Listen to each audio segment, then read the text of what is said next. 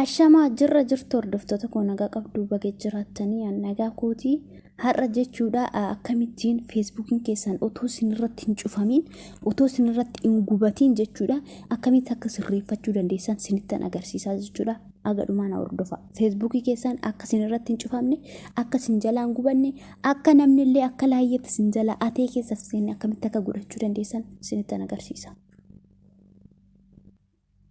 Iddoo kanatti jechuudha oosniti tole YouTube ko subscribe godhaadha akka viidiyoon ko sin bira ga'u asirra ututtan ol kan jettu kanarra godhaadha viidiyoon gadhiisu kan barnoota waan ta'eef guyyaa guyyaan sin bira ga'a sin fayyada okay warroonni gaaffii na gaafattan yookiin immoo warroota barumsi isin darbe iddoo viidiyoo jedhu kana ututtanii barnoota danuu as keessaa argachuu dandeessu jechuudha seenaa irraa fayyadamaa siniin jedha.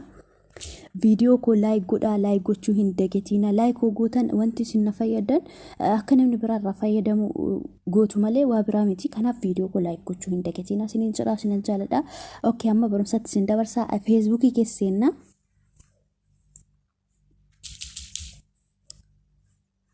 obsaan eeggadha haga dhumaatti erga Facebook keesseenne iddoo sarara sadan tanarra xumna erga haala kanaan achirra xumne jechuudha setting and private kan jedhu kanarra xumna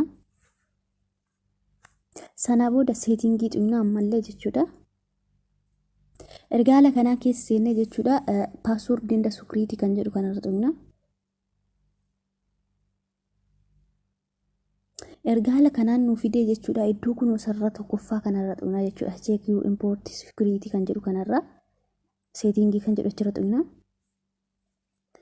yeroo akkanatti dhufu jechuudha kunoo amma keessan haala kanaan jira jechuudha mallattoo guddaa asirratti agarsiisee jira jechuudha iddoo kanatti illee haaluma kanaan jira kun amma mallattoo raayitii ta'uu qaba iddoo kanatti raayitii ta'uu qaba iddoo kanatti raayitii ta'uu qaba sadan kanarratti jechuudha feesbuukiin fakkeenya tokko raayitii iddoo kanatti godhee nu agarsiisee jira jechuudha haala kanaan akka nuti tolfannuuf tokkicha kanatti raayitii nuuf godhee jechuudha kanaaf nuti immoo kanas cufuu qabna kanas raayitii itti godhuu kanas itti godhuu qabna jechuudha haala kamiin akka itti godhachuu dandeenyu immoo asumarra xumnaa jechuudha asirra gadi tuqtu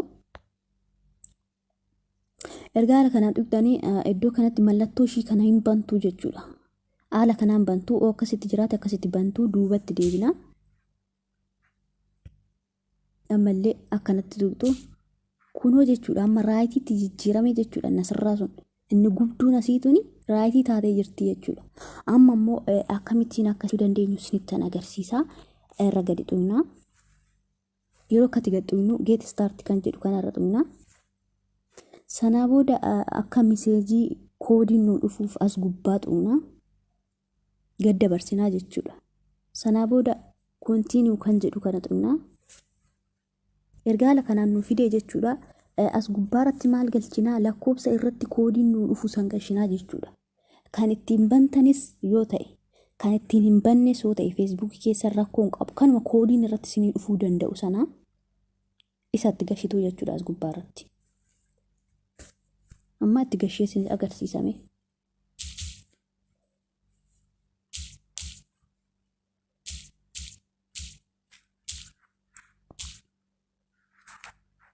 erga haala kanatti gashitanii konfirmi kan jedhu kanarra tuqtu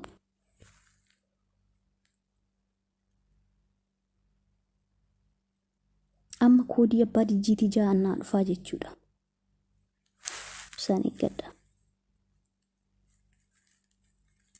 kunoo jechuudha amma koodiin as gubbaarra naa dhufee jira jechuudha irra tuqa kuma argitan koodiin dhufee jira koodii 9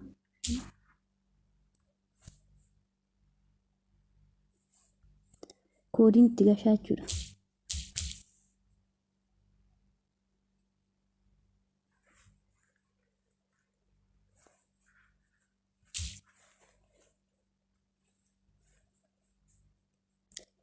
afur erga haala kanaan itti gashinee jechuudha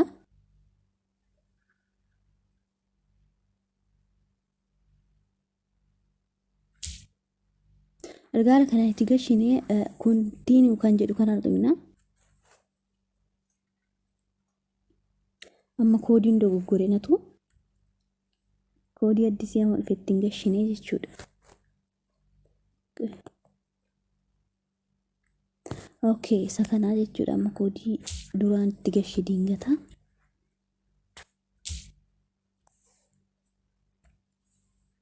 Koodiin amma 2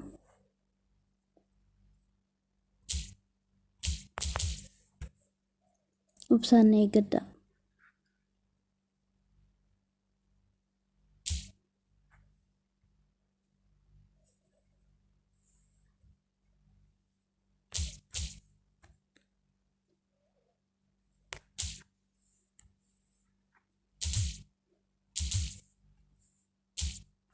Haala kanaan ergatti galfannee kontiinuu kana xumurraa jechuudha.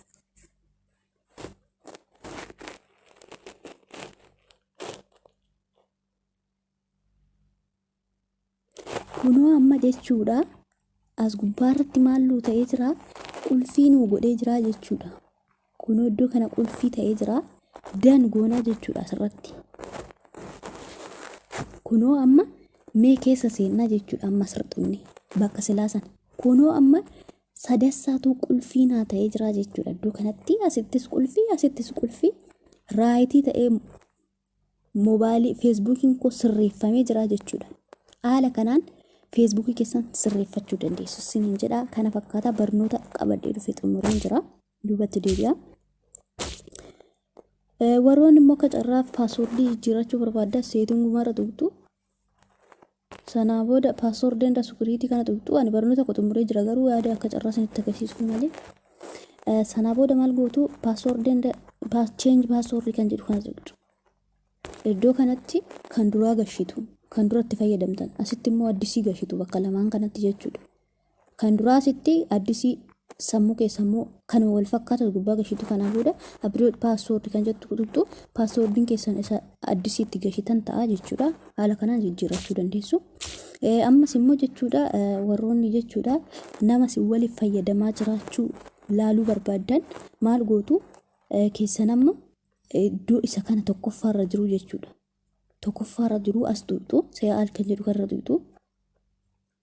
Maal isinii fida? Akkanatti isinii fida. Nama keessa jiraachuu yoo keessan ishii tokkoffaa aktiif new kan jettu kanarra qofadha. Kana caala inni jalatti isinii fidu kan namni biraa si waliin seenee fayyadamaa jiru jechuudha. Amma kun amma akkuma argitan hundi isaa baariin jedha. Feesbuukii biraatiin keessa seenaa jechuudha. Feesbuukii biraatiin keessa seenaa. Kanaaf kun muluu kiyya jechuudha. Anatu itti seena. Garuu keessan kunoo akkuma biyya isaa sinii himu nama moobaayilii sanallee moobaayilii biraatiin keessa jalaa seene biyya isaa wajjin himaa jechuudha. Kiyya amma baaree waan ta'eef baariin jedhaa jechuudha. Mundi isaa jalatti maaliif feesbuukuma baariin keessa waan hin seeneef. Haala kanaan jechuudha maal gootu amma ani kanan itti seene keessa balleessuuf asirra tuqxu. Out gootu log out kan jedhu kanarra tuqxu. Akkasumatti muluu isaa kan keessan hin taane kan jala kanatti isinii fidu keessaa baastu jechuudha. Nama si waliif fayyadamaa jiru sana haaluma salphaadhaan log out gootanii keessaa baasuu dandeessu jechuudha. Kana fakkaataa akkasiniif galii abdiin qabaa. Barnoonni akkas fakkaata. Aga viidiyoo biraa walitti deebinutti turtii gaarii qabadha.